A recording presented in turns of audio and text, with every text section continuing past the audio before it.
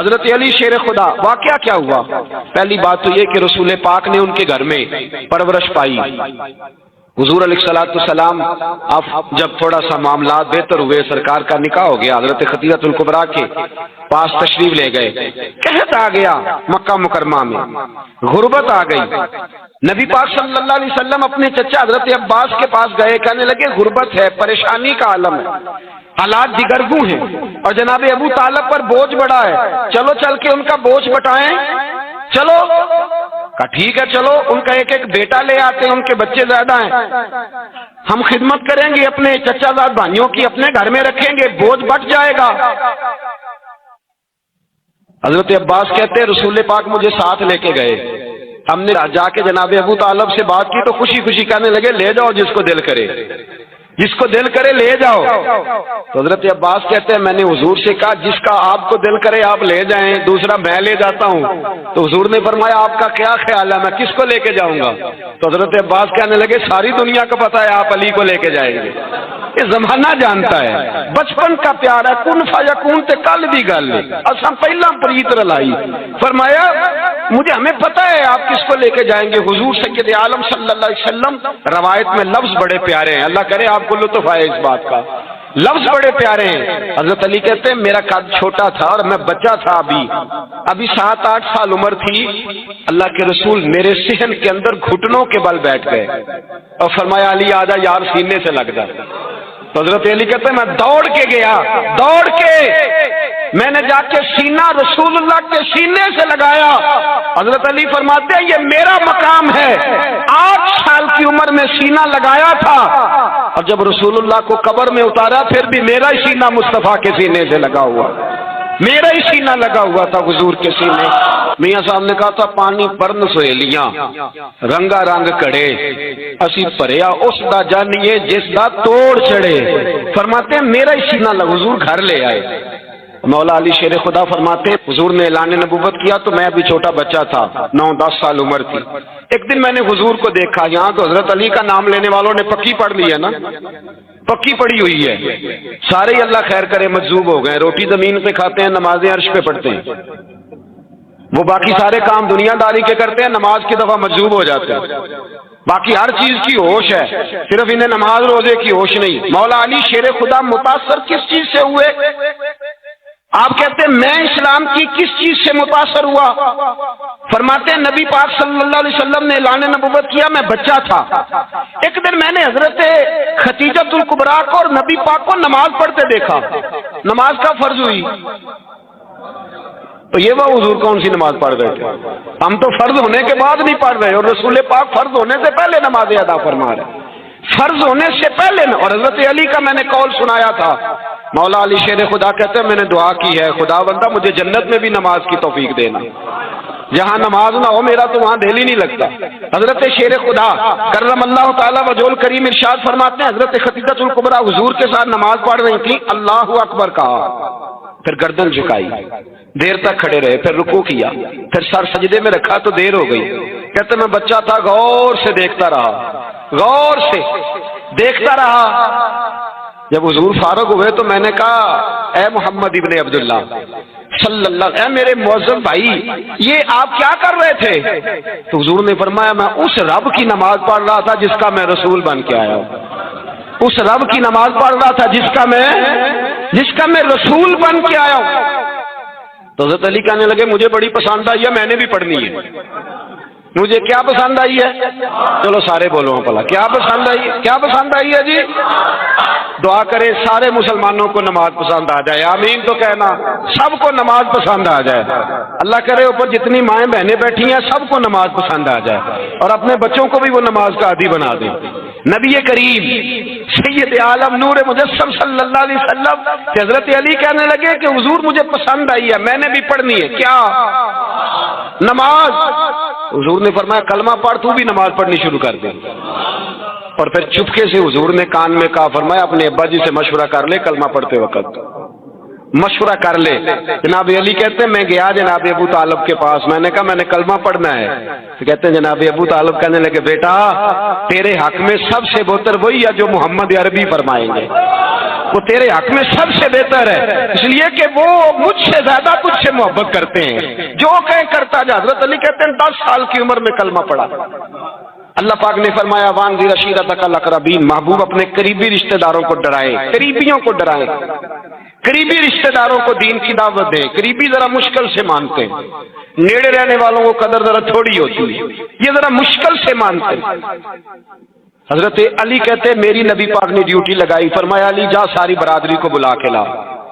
آپ فرماتے ہیں 10-11 سال کا مبلغ گلیوں میں پھرنے لگا، 10-11 سال کا مبلغ، یہ دیکھیں کہاں دوستی کا آغاز ہوتا ہے۔ کہتے ہیں میں پہلے دن نکلا اپنے رسول کے کہنے پر، میں 10-11 سال کی عمر میں دین کے لیے نکلا، اور پھر وہ 10 سال میں نکلے تو بدر سے لے کر احد تک، حنین سے لے کر خیبر تک، اور مدینے سے لے کر کوفے کی جامع مسجد کی شہادت تک جناب علی دین کے لیے نکلے ہی رہے۔ فرماتے ہیں 10-11 سال کی عمر میں نکلا، میں نے ابو سفیان کو کہا، ابو لہب کو دعوت دی، میں نے ابو جہل کو بلایا، عتبہ کو، عتیبہ کو، ولید کو، میں نے عباس کو، حمزہ کو، کہتے ہیں تمام کو، قریش کو دعوت دی حضور کے گھر میں۔ نبی پاک نے کھانا کھلایا، اور کھانا کھلا کے نا حضور نے نظر ڈالی، فرمایا میری برادری والوں، میرے چچاؤ، میرے عزیزوں، اس لیے بلایا ہے کہ میں اللہ کا رسول بن کے آیا ہوں، میں نے ساری دنیا کو لا الہ الا اللہ کا پیغام دینا ہے، میری مدد کرو، میرے ساتھ چلو، میرے ساتھ تعاون کرو، آؤ نکلو چلے، اٹھو میرے ساتھ۔ کہتے کھانا کھاتے وقت تو گفتگو سارے کر رہے تھے، اس وقت تو پرجوش تھے، چوری کھانے وقت تو سارے تیار تھے، جب کہا خون دینے کی باری آئی ہے تو چپ کر گئے، خون دینے کی باری آئی ہے تو چپ کر گئے، جسے زندگی ہو پیاری وہ یہیں سے لوٹ جائے، میرے قافلے میں شامل کوئی کم ظرف نہیں ہے، کہا چلو میرے ساتھ اٹھو۔ تو حضرت علی کہتے ہیں حضور ایک ایک کا چہرہ دیکھتے ایک ایک کو پکارتے تو چل، پر کوئی آواز نہ دیتا۔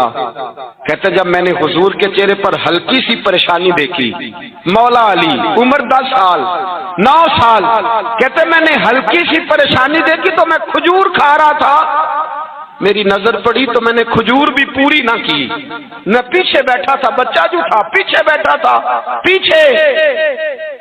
کہتے مجھ سے رہا نہ گیا، میں اٹھا، قد پہلے چھوٹا تھا، عمر تھوڑی تھی، میں نے ایڑیاں اٹھا لی، پنجوں کے بل کھڑا ہو گیا، اور یوں دونوں ہاتھ فضا میں بلند کر کے کہا، میں نے کہا یا رسول اللہ یہ نہیں چلتے تو نہ چلے، انا حافظو کا یا رسول اللہ، انا ناصرو کا یا رسول اللہ۔ حضور آپ میدان میں نکلے، جہاں بھی ضرورت پڑے گی علی آپ کی حفاظت کرے گا۔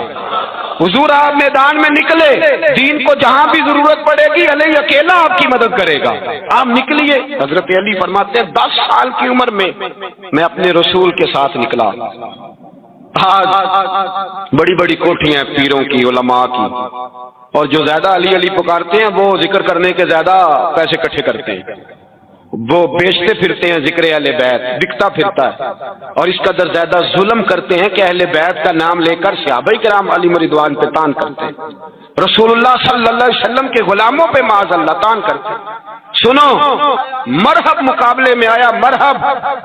حضرت علی رضی اللہ تعالیٰ عنہ فرماتے 1000 کے مقابلے میں وہ لڑا کرتا تھا، میرے مقابلے میں آیا تو کہنے لگا بھتیجے تجھے پتہ ہے میں مرحب ہوں، میں مرحب ہوں، تجھے پتہ ہے کیسے مقابلہ کرو گے، تمہیں پتہ ہے؟ تو حضرت علی کہنے لگے مجھے تیرا نہیں پتا، مجھے تو اپنا پتا ہے۔ کہا آپ کون ہے؟ فرمانے لگے انا اسد اللہ و رسولہ، مجھے پتا ہے کہ میں خدا کا بھی شیر ہوں، محمد مصطفیٰ کا بھی شیر ہوں۔ تم مقابلے میں تو آ، میدان لگے گا تو پتہ چلے گا۔ جب میدان لگا تو حضرت علی نے ایک ضرب لگائی تلوار، زیادہ نہیں، ایک ضرب لگائی، ایک ضرب لگائی تو کہتے ہیں اس کا سر بھی کاٹا، گردن بھی کاٹی، وجود بھی کاٹا، اور اتنی زور سے تلوار ماری کہ اس کے گھوڑے کے بھی 2 ٹکڑے ہو گئے۔ حضور نے کیا فرمایا؟ علی کی تلوار کا ایک وار دان میں، ایک وار علی کی تلوار کا، فرمایا 2 جہاں میں اگر سارے لوگ نفلی عبادتیں کرے تو علی کو اللہ پھر بھی زیادہ درجہ عطا فرمائے گا۔ ساری دنیا کی عبادتوں سے زیادہ درجہ لے گئے، ایک تلوار چلا کے، ایک تلوار چلا کے۔ اور جب خیبر کا دن آیا کئی دفعہ صحابہ کہے فتح نہیں ہوگی، میرے رسول نے فرمایا سویرے میں جھنڈا دوں گا اور جس کو دوں گا اسے اللہ فتح دے گا۔ حضرت سیدنا ابو ہریرہ کہتے ہیں میں نے کان میں پوچھا، میں نے کہا حضور وہ کون ہے جس کو آپ جھنڈا دیں گے؟ چلے مجھے کان میں بتا دے وہ کون ہے۔ تو حضور نے فرمایا اس کا تعارف یہ ہے کہ وہ خدا سے بھی پیار کرتا ہے، محمد مصطفیٰ سے بھی پیار کرتا ہے۔ حضور کوئی ایک تعارف اور، تو حضور نے فرمایا خدا رسول بھی اس سے بڑا پیار کرتے ہیں۔ حضرت علی صحابہ کہتے ہیں سارے منتظر رہے، حضرت عمر کہتے ہیں میں سویا ہی نہیں ساری رات کہ میرے ہاتھ جھنڈا آنے والا، سویرے مجھے ملے گی فتح کی نوید اور خوشخبری۔ فرماتے ہیں میں سویا ہی نہیں۔ حضرت علی سے پوچھا آپ کدھر تھے؟ جناب علی شیر خدا رضی اللہ تعالیٰ عنہ فرماتے ہیں میں تو اپنے کمرے میں سو رہا تھا، میری تو آنکھوں میں تکلیف تھی، میں سویا ہوا تھا، پتہ کیا بنا، کوئی آیا لے کے چلا گیا، کوئی عمر بھر بھی نہ پا سکا۔ میرے مولا تجھ سے گلا نہیں، یہ تو اپنا اپنا نصیب۔ حضور سید عالم صلی اللہ علیہ وسلم نے فرمایا این علی ابن ابی طالب، علی ابن ابی طالب کو بلاؤ۔ حضرت علی رضی اللہ تعالیٰ عنہ آئے تو آنکھوں کے اوپر ہاتھ رکھے ہوئے کہ یا رسول اللہ میری آنکھوں میں درد ہے۔ فرمایا ہاتھ پیچھے کر، اللہ نے تیرے ہاتھ سے فتح لکھ دی ہے، پیچھے کر ہاتھ۔ حضرت علی کہتے ہیں حضور نے لعاب دہن لگایا میری آنکھوں پہ، مجھے پہلے سے بھی زیادہ بہتر نظر آنا شروع ہو گئے۔ حضرت علی شیر خدا ایک ہاتھ میں تلوار، ایک ہاتھ میں 40 گز اونچا تھا خیبر کا دروازہ، 40 گز چوڑا تھا۔ حضرت علی شیر خدا کہتے ہیں میں اللہ اکبر کے نعرے لگاتا میدان میں گیا، اللہ اکبر کے نعرے۔ میں رسول اللہ کا بھیجا گیا تو میں شان سے گیا کہ میں نے سیدھے ہاتھ میں تلوار تھی، الٹے ہاتھ سے پکڑ کے میں نے 2-3 دفعہ دروازے کو ہلایا اور اللہ اکبر کہہ کہ جب میں نے پھینکا تو 40 گز دور جا کے گرا، 40۔ حضرت علی نے نا کوفے میں دعوت کی لوگوں کی، جب آپ امیر المومنین سے دعوت کی، سب لوگ آئے، ایک نوجوان آیا جس نے شورا سنا تھا پر حضرت علی کو دیکھا نہیں تھا، اور حضور نے فرمایا نظر الی وجہ علی عبادت، میرے علی کا چہرہ دیکھنا بھی عبادت ہے۔ تو ایک صحابی نے کہا حضور جو نہ دیکھ سکے، فرمایا ذکر علی عبادت، ان کے لیے علی کا ذکر کرنا عبادت ہے، علی کا تذکرہ کرنا بھی ان کے لیے عبادت۔ حضرت علی کو دیکھا نہیں تھا، جوان کہتا جب میں آیا نا میں نے لوگوں سے پوچھا وہ بوڑھے مولا علی کدھر ہے جنہوں نے خیبر کا دروازہ توڑا تھا، بڑی شہرت ہے، کدھر ہے؟ کہتے حضرت علی صاحب نے بیٹھے تھے، مجھے کسی نے کہا وہ بیٹھے ہوئے، میں گیا تو حضرت علی اخروٹ کھا رہے تھے، تو پورا زور لگا رہے ہیں تو اخروٹ کوئی نہیں ٹوٹتا، پورا زور 2-3 دفعہ، کبھی اس دانت میں کبھی اس دانت میں، ٹوٹتا ہی نہیں۔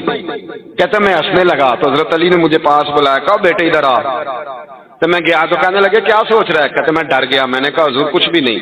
لیکن نہیں جو سوچ رہا تھا تو بتا۔ میں نے کہا نہیں کچھ نہیں۔ تو ماننے لگے میں بتاؤں تو کیا سوچ رہا تھا؟ بتاؤں کا حضور بتائیے۔ آپ فرمانے لگے تو سوچ رہا تھا بابے سے اخروٹ تو ٹوٹتا نہیں، خیبر کیسے توڑ دیا تھا؟ تو سوچ رہا تھا کہ اس سے اخروٹ تو ٹوٹتا نہیں تو خیبر کیسے توڑا تھا؟ فرماتے ہیں میں نے کہا میں یہی سوچ رہا تھا۔ یہ جب عرض کیا نا تو فرماتے ہیں شیر خدا کا رنگ ہی بدل گیا، پہلے مسکرا رہے تھے پھر انداز بدل گیا۔ انہوں نے اپنے منہ سے وہ جو خروٹ لگا تھا جھاڑا، ہاتھ یوں جھاڑے، امامہ سیدھا کیا اور فرماتے ہیں شیر خدا بن کے بیٹھ گئے، کہنے لگے بیٹے اخروٹ کو چھوڑ، کوئی خیبر تو لا میں ابھی بھی توڑنے کو تیار ہوں، خیبر کوئی ہے تو لا میں ابھی بھی توڑنے کو، دیواریں ہلتی رہتی ہیں اور در کانپ جاتا ہے، علی کا نام سن کے اب بھی خیبر کانپ جاتا ہے۔ آنے کے اندر لوگ لکڑی کے جوتے پہنا کرتے تھے جن کو کھڑاؤ ہماری زبان میں بعض لوگ کہتے ہیں۔ آپ فٹ پاتھ پہ چل رہے تھے تو ایک بزرگ آدمی فٹ پاتھ پہ سو رہے تھے، تو جناب عمر بن عبدالعزیز رحمۃ اللہ علیہ گزر رہے تھے، تو بابا جی سڑک پہ سو رہے ہیں فٹ پاتھ پہ، تو آپ کا پیر ان بزرگوں کے پیروں پہ آ گیا، تو یہ اچانک ٹکراؤ ہو جائے نا تو لوگ پھر جذباتی جملے بولتے ہیں، تو بابا جی چونکہ سو رہے تھے فٹ پاتھ پہ، ان کے پیر پہ پیر آیا تو وہ اٹھے اور کہنے لگے آپ اندھے ہیں؟ موٹر سائیکل کی ٹکر کسی موٹر سائیکل سے ہو جائے تو لوگ کیا کہتے ہیں اندھے ہو؟ ویسے اندھا بندہ موٹر سائیکل چلا سکتا ہے؟ کیوں پوچھتے ہیں؟ یہ بھی ایک تنقید ہوتی ہے کہ بھئی تمہیں نظر بھی آ رہا ہے پھر بھی یہ حرکت کی یہ ایک طریقہ ہوتا ہے، حالانکہ سب کو پتہ ہے جو اندھا ہے موٹر سائیکل تھوڑی نہ چلا سکتا۔ تو پیر پہ پیر آیا بزرگوں کے تو بزرگ بھی اٹھے اور اچانک سے اٹھے تو بولنے لگے اندھے ہیں آپ؟ تو عمر بن عبدالعزیز کہنے لگے نہیں مجھے نظر آتا ہے۔ وہ جو آپ کے ساتھ سپاہی تھے نا انہوں نے تلواریں نکال لی نیام سے باہر اور بابا جی پہ تان لی۔ تو عمر بن عبدالعزیز ان سپاہیوں سے فرمانے لگے کیا ہوا؟ کہنے لگے اس نے بے ادبی کی ہے، آپ کو اندھا کہا۔ فرمانے لگے نہیں انہوں نے تو نہیں کہا۔ کہ جناب کہا ہے؟ فرمایا نہیں انہوں نے نہیں کہا۔ کہا آپ کہا ہے حضرت انہوں نے آپ کو اندھا؟ فرمانے لگے بابا جی تم سے باتیں کر رہے تھے مجھ سے کر رہے تھے؟ کہ نہیں گفتگو تو آپ سے کر رہے تھے۔ تو فرمانے لگے نہیں انہوں نے تو ایک سوال پوچھا ہے، انہوں نے تو پوچھا آپ اندھے تو نہیں؟ تو میں نے کہہ دیا نہیں مجھے نظر آتا ہے، اس میں جھگڑے والی کون سی بات ہے؟ جتن جتن تے ہر کوئی کھیڑے کدے ہارن بھی کھیڑ فقیرا، چلو کدے ہی صحیح، جتن جتن تے ہر کوئی کھیڑے کدے ہارن بھی کھیڑ فقیرا، او جتن دا مل کوٹی پیندائی ہارن دا مل ہیرا۔ چلو کبھی بندہ ہار بھی جائے، کبھی تھوڑا سا سٹیپ ڈاؤن بھی کرے، تھوڑا قدم پیچھے بھی ہٹائے۔ انہوں نے کبھی ایک سوال پوچھا ہے، انہوں نے کہا بندے تو نہیں؟ میں نے کہا نہیں مجھے نظر آتا ہے، جھگڑے والی کون سی بات؟ تو ہمارے ہاں لوگ جھگڑا کرتے بحث کرتے کہتے تو گل کر کے جائے گی تو ٹھیک ہے، پھر آپ کا ارادہ جھگڑے والا تو اس کو بھی کوئی اتنے زیادہ کام نہیں، وہ بھی فارغ ہے، وہ بھی تیار ہے۔ وہ کہتے ہیں ٹھیک ہے حاضر ہوں میں، کرتے ہیں جھگڑا۔ وہ پھر بڑا طویل جاتا ہے، پھر وہ بات بڑی لمبی جاتی ہے کہ وہ لوگ ہوتے ہیں جو مصروف نہیں ہوتے، ان کے پاس بہت وافر ٹائم ہوتا ہے۔ تو اللہ کے بندوں نے زندگیوں میں جو انقلاب برپا کیے اور جو خدمات سر انجام دی اور سوسائٹی کے لیے، ملت کے لیے، عقیدے کے لیے، دین کے لیے، مسلک کے لیے جو لوگ کوئی کام کر گئے اس طرح کر گئے کہ انہوں نے اہداف کا تعین کیا اور اپنے آپ کو انہوں نے لاجانی، بے مقصد اور بیکار کاموں سے بچایا، بلا وجہ کا الجھاؤ، بلا وجہ کی ابحاث، بلا وجہ کی چیزوں سے اپنے آپ کو انہوں نے سائیڈ پہ رکھا اور منظم جدوجہد کے ساتھ، منظم بے ترتیب نہیں۔ ہمارے ہاں آج جو لوگ کام کرتے ہیں وہ منظم نہیں کرتے، آدھے ادھورے کام کرتے ہیں، ہو جائے گا کر لیں گے دیکھی جائے گی۔ نظم و ضبط اسلام قائل ہے اس بات کا کہ آپ ایک منظم زندگی گزاریں، ایک مرتب زندگی گزاریں، یعنی نماز ظہر کی ظہر کے وقت ہوگی، وہ عصر کے وقت ہو سکتی، نماز اپنے وقت پر مقرر ہے، روزے صرف رمضان میں ہوں گے، رمضان گزر گیا تو اب روزے قضا ہو سکتے ہیں، لیکن اب رمضان کے روزوں کا وقت حج کا ایک دن ہے، عرفات کا دن، اس دن آپ کو اس میدان میں پہنچنا ہے، وہ دن گزر گیا تو پھر اگلے سال سے۔ تو نظم و ضبط ہے، لیکن ہمارے ہاں بہت سارے لوگ ہیں، بالخصوص مجھ سے ناراض نہ ہوئیے گا، بعض دینی اور مذہبی لوگ اللہ ماشاءاللہ وہ تو سارا کام ہی برکت پہ چلا لائے، انشاءاللہ ہو جائے گا دیکھی جائے گی۔ تو بھئی آپ نظم و ضبط سے، آپ اچھی منصوبہ بندی سے، بہترین منصوبہ سازی سے اور تقاضوں کو نظر میں رکھتے ہوئے، جدید سوالات کے جوابات اپنے ذہن میں رکھتے ہوئے آپ دیکھیں نا، اللہ تعالیٰ نے جس نبی کو بھی دنیا میں بھیجا اس دور کی زبان عطا کر کے بھیجا۔ یہ قرآن مجید کا فیصلہ ہے کہ نبی اپنے دور کی بولی بولتے تھے۔ کیوں؟ اس لیے کہ وہ وہاں کی گفتگو کریں گے تو ان لوگوں کے ساتھ وقت گزار سکیں گے، تربیت کر سکیں گے، تو اپنے اپنے دور کے تقاضوں کو سمجھنا چاہیے اور تقاضوں کی روشنی میں تبلیغ دین کے، ترویج شریعت کے، احیاء دین کے فریضے کو سر انجام دینا چاہیے۔ تو منظم یہی کام ہمیں اپنے گھروں میں بھی کرنا پڑے گا، اپنے بچوں کے ساتھ بھی کرنا پڑے گا۔ یہ جو ہمارا مزاج ہے نا کہ بس وہ کسی بات پہ غصہ آیا تو پھر بچوں کو 1.25 گھنٹے کا لیکچر دے دیا، تم نماز نہیں پڑھتے لہذا میرے کاروبار میں برکت نہیں، تم سویرے اٹھتے نہیں لہذا میرا کام نہیں چلتا، تو یہ تو اب ٹائم ہی نہیں ہے اس کام کا۔ اپنے بچوں کی تربیت تو غیر محسوس طریقے سے کی جاتی ہے، انہیں پتہ بھی نہیں چلا، انہیں خبر بھی نہ ہو اور بچوں کی تربیت ہو جائے۔ اس کا تو طریقہ یہ ہوتا ہے کہ آپ اپنی عملی زندگی میں ماحول اس طرح کا بنائیں، رویہ آپ پڑھیں نہ نماز لیکچر نہ دیں، آپ گھر کے اندر کچھ نماز پڑھیں، حکم بھی ہے کہ کچھ نفل نماز گھر میں پڑھو، پڑھے نا نماز آپ، تو آپ کو تقریر نہیں کرنی پڑے گی نماز کی، آپ کا 2-2.5 سال کا بچہ بھی مصلی پہ آ کے آپ کے ساتھ لیٹ جائے گا، سجدہ نہیں بھی کرنا آتا تو لیٹ جائے گا، لیکن شرط یہ کہ آپ عملی رویہ اپنا درست کریں، گھر میں تقریریں نہیں چلتی، گھروں میں عمل چلتا ہے، گھر میں کردار پیش کرنا پڑتا ہے، آپ کی عملی زندگی سے آپ کے بچے فائدہ اٹھاتے ہیں، تو منظم سلسلہ ہو، الجھاؤ سے بچا ہوا ہو، اہداف پہلے سے طے ہو، یہ اللہ والوں کی شان ہے۔ اور پھر اللہ کا قرآن ارشاد فرماتا ہے کہ والذین یبیتون لربہم سجدا وقیاما، وہ راتیں گزارتے ہیں اپنے رب کے لیے سجدہ کرتے ہوئے اور قیام کرتے ہوئے۔ عبادت بندے کو طاقتور کر دیتی ہے، دنیاوی طور پر سارے اسباب موجود ہوں اور تائید غیبی ساتھ نہ ہو، کچھ لوگ زیادہ قابل نہیں ہوتے پر اللہ کے حضور ان کی قبولیت ہوتی ہے، قابلیت بھی بڑی ضروری ہے پر قبولیت سب سے زیادہ ضروری ہے۔ یہ جو قبولیت ہوتی ہے نا، قبولیت، ملا فضل الفیضی بڑے قابل تھے، بغیر نقطوں کے تفسیر لکھی پر قابل تھے، قبولیت اللہ نے حضرت مجدد الفسانی کو عطا فرمائی، ان کی قبولیت تھی، وہ کام کرتے تھے اور بڑا کام کرتے تھے۔ یہ قبولیت کے لیے سجدے کا ذوق ہونا ضروری ہے، عبادت کی لذت سے آشنائی ضروری ہے، اپنے رب کو منا لینا ضروری ہے۔ بڑی منظم ترتیب لگائی بدر میں نبی پاک علیہ السلام نے صحابہ کا، اور بڑے جذبے کے ساتھ انہیں ذہنی طور پر تیار کر کے محبوب میدان بدر میں لائے، بڑی بہترین صف بندی فرمائی، لیکن اس کے باوجود اللہ کے رسول نے خود ساری رات مصلی پہ گزاری اور عرض کی مالک میں یہ 313 لے کے آگے ہوں، اگر یہ لوگ ہلاک ہو گئے تو قیامت کا کون تیری عبادت کرے؟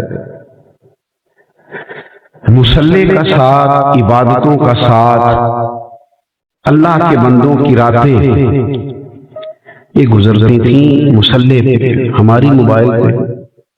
یہ 25 منٹ کی محفل بغیر موبائل کے نہیں گزرتی، کیوں بیٹا؟ ایسے ہی ہے نا، موبائل کے بغیر کچھ لمحہ نہیں گزار سکتے، سیانے لوگ نہیں گزار سکتے، سمجھدار لوگ نہیں گزار سکتے، کھیل کود کا مزاج ہو گیا ہے۔ یاد رکھنا اور سمجھنا، راتیں جب مصلی پہ دیکھیں نا، یہ کتنی لمبی رات ہے، 7 بجے عشاء ہوتی ہے اور 6 بجے کے بعد فجر پڑھتے ہیں لوگ، 11 گھنٹے کی رات میں بھی جس کو تہجد نصیب نہیں، کب پڑھے گا؟ کب؟ سیدہ فاطمہ رضی اللہ تعالیٰ عنہ ارشاد فرماتی ہیں کہ اللہ کے حبیب علیہ السلام مجھے انگلی سے پکڑ کے پاؤں کی ہلاتے اور فرماتے، اٹھو فاطمہ، سحری کا وقت ہو گیا ہے، رب سے رحمت مانگنے کا ٹائم ہے۔ صبح صادق میں اپنے رب کے حضور حاضر ہونا، رات کا کچھ حصہ عبادت میں گزارنا، لمبی دعائیں مانگنا، اور جب کچھ نہ چاہیے ہو، میری طرف دیکھ رہے ہیں آپ، جب کچھ نہ چاہیے ہو تو پھر اپنے رب سے مانگنا۔ نہیں سمجھ آئی آپ؟ کچھ نہیں چاہیے بظاہر، آپ پتہ ہے نبی کریم نے کیا فرمایا؟ فرمایا سکھوں کے وقت دعائیں مانگا کرو، اللہ دکھوں میں جلدی قبول فرمائے گا۔ کچھ نہیں چاہیے بظاہر، سکھ خوب اللہ کے حضور حاضر ہو، لمبی چوڑی دعا مانگو، اپنے مالک کے ساتھ اپنا رشتہ محبت وسیع کرے۔ ہمارے بہت بڑے مناظر تھے حضرت مولانا محمد عمر صاحب چربی رحمۃ اللہ علیہ، حضرت مولانا عنایت اللہ صاحب رحمۃ اللہ علیہ سانگلائی والے، ان کی یہ بھی شہرت تھی کہ بہت زبردست مناظر تھے، بڑی قوت حافظہ اور انشراح صدر اللہ نے عطا کر رکھا، اور یہ بھی شہرت تھی کہ تہجد بھی کبھی نہیں چھوڑتے تھے، احقاق حق کے لیے اپنے رب کریم سے مدد، اللہ تبارک و تعالیٰ کی رحمت کا اور کرم کا ساتھ بھی ہر وقت مانگتے۔ ان کی جس طرح لائبریریاں آباد تھیں، مدارس آباد تھے، خانقاہیں آباد تھیں، اور جس طرح درس و تدریس کی مسند آباد تھی، اسی طرح ان لوگوں کے مصلے بھی آباد تھے۔ اللہ کے ساتھ ان کا رشتہ بھی مضبوط تھا۔ میں اپنی گفتگو کو ختم کرنے لگا ہوں۔ 3 باتیں میں نے آپ کی خدمت میں بڑے درد سے عرض کرنی ہے، آپ نے خصوصی توجہ کرنی ہے میری بات پر۔ ایک تو یاد رکھیے گا، اچھی طرح سمجھ لیجیے گا کہ زندگی ضائع کرنے کے لیے نہیں، یہ بڑی قیمتی ہے، اس سے کوئی کام نہیں، اور کوئی بندہ دنیا میں ایسا نہیں جس میں اللہ نے کوئی نہ کوئی خوبی نہ رکھی۔ اپنی خوبی کو تلاش کریں اور ایک ہدف کا تعین کریں کہ میں نے یہ کام کرنا ہے، اس کے لیے ڈٹ جائیں، عملاً میدان میں اتر جائیں۔ اور دوسری گزارش یہ کہ اس ہدف کے لیے جد و جہد با مقصد قسم کی کریں، منظم قسم کی کریں، بے مقصد نہیں کریں۔ جب آپ با مقصد جد و جہد کریں گے، تقاضوں کے مطابق چلیں گے، تو آپ نفع پائیں گے، کام جلدی ہو جائے گا۔ اور تیسری آپ کی خدمت میں یہ گزارش عرض کی ہے، اپنے رب کریم کے حضور حاضر ہو کے اپنے مالک کی مدد طلب کریں۔ جن لوگوں کے ساتھ اللہ کی مدد ہوتی ہے وہ ہر میدان میں کامیاب ہوتے ہیں، تھوڑے وسائل کے ساتھ بھی بڑے کام کر جاتے ہیں، ان کی زندگی انقلاب آفرین ہو جاتی ہے، ان کے لیے آگے بڑھنا، دوڑنا، سفر کرنا آسان ہو جاتا ہے۔ آج اس ادارے کا ہم نے سنگ بنیاد رکھا ہے، پھر ایک دفعہ اللہ کے حضور دعا کرتے ہیں، اللہ تبارک و تعالی کامیابیاں عطا فرمائے۔